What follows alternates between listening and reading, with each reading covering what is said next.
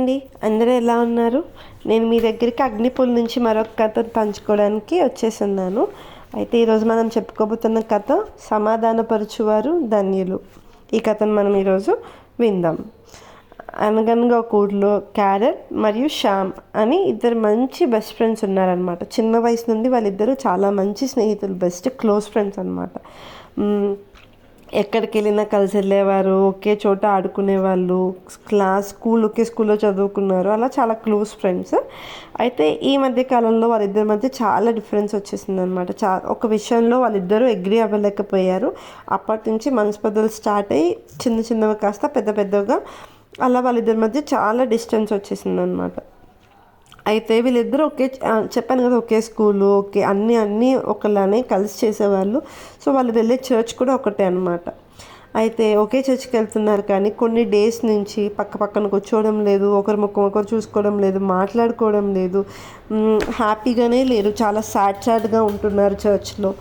ఇలా చేస్తూ ఉన్నారు, పెడముఖంగా ఉన్నారనమాట. ఈ విషయం ఆ చర్చ్ సంఘ పెద్ద గమనించారనమాట. ఆయనకి చాలా కష్టం అనిపించింది. వాళ్ళిద్దరూ చాలా క్లోజ్గా హ్యాపీగా ఉండేవాళ్ళు, ఇలా ఉన్నారేంటి అని చెప్పి వాళ్ళిద్దరిని ఎలా అన్నా కలిపేయాలి, వాళ్ళిద్దరి మధ్య సమాధానం తీసుకురావాలి అని అనుకున్నారు. అయితే కొంతకాలం చాలా వాళ్ళ కోసం ప్రార్థించిన తర్వాత తన పనిని వాళ్ళిద్దరిని కలపడానికి పనిని స్టార్ట్ చేశారు. ఒకరోజు ఏం చేశారంటే, ఒకనొక రోజు ఆయన కార్నెల్ దగ్గరికి వెళ్ళి శ్యామ్ గురించి నీ అభిప్రాయం ఏంటి అని ఆ క్యారెల్ని ప్రశ్నించారు. శ్యామ్ పేరు వినగానే మండిపడిన కారెల్, వాడు బట్టి పనికిమాలినవాడు అని అన్నాడు చాలా కోపంగా. అప్పుడు పాస్టర్ గారు ఏమన్నారంటే, సంఘ పెద్ద గారు ఏమన్నారంటే, కానీ అతడు చాలా కష్టజీవని ఒప్పుకోక తప్పదు అని అన్నారు. కారెల్ వెంటనే శాంతించి, దాన్ని ఎవరూ కాదనలేరనుకోండి, నాకు తెలిసి శ్యామ్లాగా కష్టపడి పనిచేసే వారు ఎవ్వరూ లేరు అన్నాడు కారెల్. సంఘ పెద్ద గారు అక్కడి నుండి వెళ్ళిపోయారు.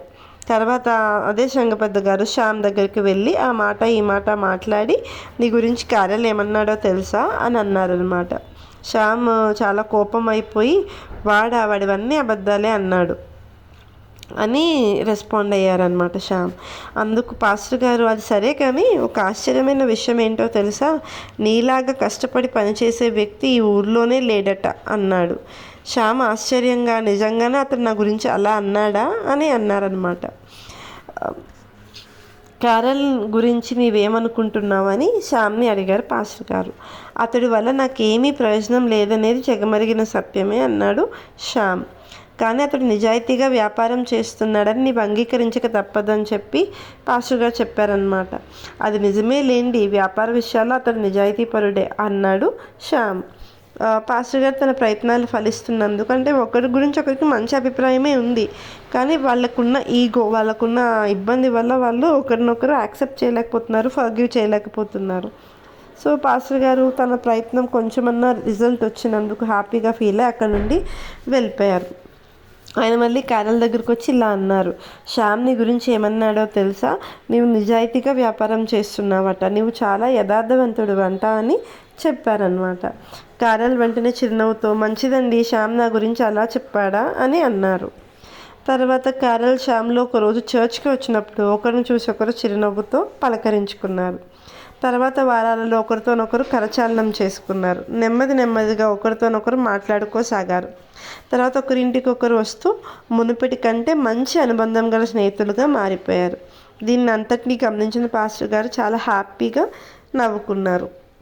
సో వాళ్ళిద్దరి మధ్య ఉన్న డిఫరెన్సెస్ పోయి వాళ్ళనొకరు యాక్సెప్ట్ చేసుకున్నారు, ఫర్గివ్ చేసుకున్నారు, ఒకరినొకరు మళ్ళీ ఫ్రెండ్గా యాక్సెప్ట్ చేసుకున్నారు. సో సమాధానపరచువారు ధన్యులు. ఇక్కడ ఎవరిని సమాధానపరిచారు? ఆ చర్చ్ సంఘ పెద్ద, ఆ చర్చ్కి వస్తున్న ఇద్దరు వ్యక్తులు ఒకరితో ఒకరు సమాధానంగా లేదని గమనించి వాళ్ళ మధ్య సమాధానం రావడానికి ప్రయత్నించి ఫలితం తీసుకొచ్చి వాళ్ళని సమాధానపరిచారు. కాబట్టి సమాధానపరచువారు ధన్యులు. మనం ఇదే వాక్యాన్ని మత్తయి సువార్త 5వ అధ్యాయం 9వ వచనంలో చూసుకుంటాం కదా, సమాధానపరచువారు ధన్యులు, వారు దేవుని కుమారులు అనబడుదురు. సమాధానపరచువారు ధన్యులు, వారు దేవుని కుమారులు అనబడుతురు. ఇంగ్లీష్లో కూడా చూసుకున్నట్లయితే మాథ్యూ 5:9.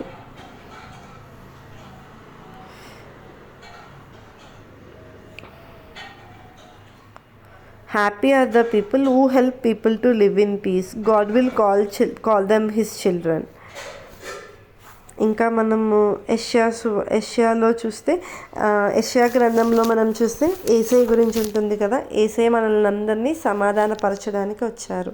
ఆ వాక్యం మనం యెషయాలో ప్రవచనపూర్వకంగా చూస్తాం. యెషయా 9వ అధ్యాయం 6వ వచనంలో ఆయన సమాధానకర్త అని రాసి ఉంటుంది. ఏలయనగా మనకు శిశువు పుట్టెను, మనకు కుమారుడు అనుగ్రహింపబడెను, ఆయన భుజం మీద రాజ్యభారం ఉండును. ఆశ్చర్యకరుడు, ఆలోచనకర్త, బలవంతుడైన దేవుడు, నిత్యుడగు తండ్రి, సమాధానకర్తయగు అధిపతి అని అతనికి పేరు పెట్టబడును. సమాధానకర్తయగు అధిపతి అని అతనికి పేరు పెట్టబడును. Mighty God, father forever, ruler who brings peace. So మన జీవితంలో సమాధానం ఉంది అంటే, సమాధానం వస్తుంది అంటే దానికి కారణం ఎవరండి? మన యేసయ్య మనకి సమాధానం ఇచ్చారు. అదే యెషయా గ్రంథం 32వ అధ్యాయంలో చూసుకుంటే 32వ అధ్యాయం 17వ వచనంలో నీతి సమాధానము కలుగుచేయును, నీతి వలన నిత్యమును నిమ్మలం నిబ్బరము కలుగును. అప్పుడు నా జనులు విశ్రమ స్థలమందును ఆశ్రయస్థానముల యందును సుఖకరమైన నివాసముల యందును నివసించుదురు. People who will do things that are right, so there will be peace. People will always be safe. అంటే మనం నీతి పనులు చేస్తున్నప్పుడు, కరెక్ట్ పనులు చేసినప్పుడు సమాధానం అనేది ఉంటుంది. చుట్టూ సమాధానం అనే వాతావరణం నెలకొంటుంది. మనం సరిగ్గా లేకుండా ఇతరుల నుంచి కరెక్ట్ యాక్సెప్ట్ చేయడం రైట్ కాదు. మనం వింటూ ఉంటాం కదా, నోరు మంచిదైతే ఊరు మంచిదవుతుంది, మనస్సాక్షి మంచిదైతే మన చుట్టూ ఉన్న మనుషులు మనకు మంచిగానే కనిపిస్తారు. మన మనసే సరిగ్గా లేదనుకోండి, మనం ప్రతి ఒక్కరిలోనూ తప్పులే ఎతుకుతాం, తప్పులే చూస్తాం. కాబట్టి నీతి సమాధానాన్ని కలుగజేస్తుంది. మనం ఎప్పుడైతే నీతిగా ఉంటామో మనం సమాధానాన్ని పొందుకుంటామన్నమాట. సో మన చుట్టూ ఉన్న మన చుట్టూ జరిగే పరిస్థితులు, మన జీవితంలో మనం సమాధానం తెచ్చుకోవడం మన చేతుల్లోనే ఉంటుంది. మనం ఆలోచించే విధానం, మనం ఇతరులను చూసే విధానం, వాళ్ళ సమస్యల్ని పరిష్కరించే విధానం, వాళ్ళ సమస్యలను మనం ఎలా అర్థం చేసుకుంటున్నాం అనే దాన్ని బట్టి ఇదంతా ఉంటుంది. కాబట్టి మనం ఎవరు ఇబ్బంది పడుతున్నా, ఎవరు సమస్యల్లో ఉన్నా వాళ్ళని మనం సమాధానపరచాలే కానీ వాళ్ళ గొడవను మనం పెంచకూడదు. సమాధానపరచు అనేది దేవుడు మనకిచ్చే గొప్ప జ్ఞానం అన్నమాట, పైనుంచి ఇచ్చే వరము.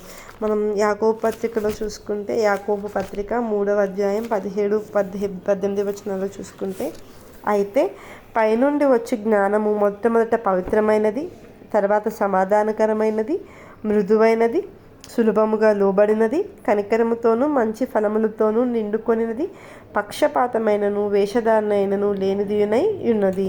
నీతి ఫలము సమాధానం చేయువారికి సమాధానమందు విత్తబడును.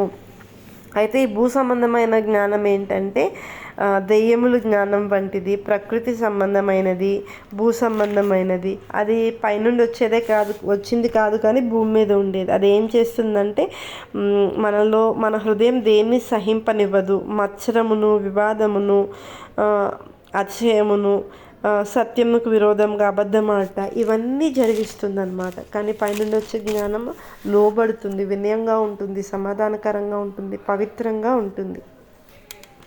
But if God makes you really wise, you will live in a completely good way. That is the most important thing. Also, you will live in a way that brings peace. You will be kind to other people so that they become your friends. You will listen to them and not argue. You will forgive them and do many good things to help them. You will not choose between people and you will not be a hypocrite. Those who brings peace to other people help them to live together in a peace. As a result, people choose to do what is right and good. So pastor గారిలాగా ఈయన సమాధానం అనే గొప్ప జ్ఞానాన్ని దేవుని దగ్గర నుంచి పొందుకున్నారు. అదే ఆయన అందరి మధ్య ఉండాలి, అందరిలో ఉండాలని నిస్వార్థంగా ఆశించి అందరినీ సమాధానపరుస్తూ ఉన్నారు. చిన్న ప్రార్థన చేసుకుందాం. పరిశుద్ధుడ యేసయ్య మీకు అనేక వందనములు. నిజంగా సమాధానపరచువారు ధన్యులని మీరు చెప్పిన రీతిగా ప్రభా మేము మా చుట్టూ ఉన్న పరిస్థితుల్లో ప్రభా మేము ఇతరులను సమాధానపరిచే వారిగా ఉండాలి, కానీ గొడవలు పెంచే వారిగా ఉండకూడదు. మమ్మల్ని అట్టి రీతిగా ఆశీర్వదించండి, మీ కృపను చూపించండి. సమాధానపరిచే మంచి ఉద్దేశాన్ని మనసును దయచేయమని కోరుకుంటూ మా యొక్క ఈ చిన్ని ప్రార్థన మీ పాసందుకు చేర్చుకోండి. అందరితో ఉండండి, అందరి పట్ల మీ కృప చూపించండి యేసయ్య. ఆమేన్.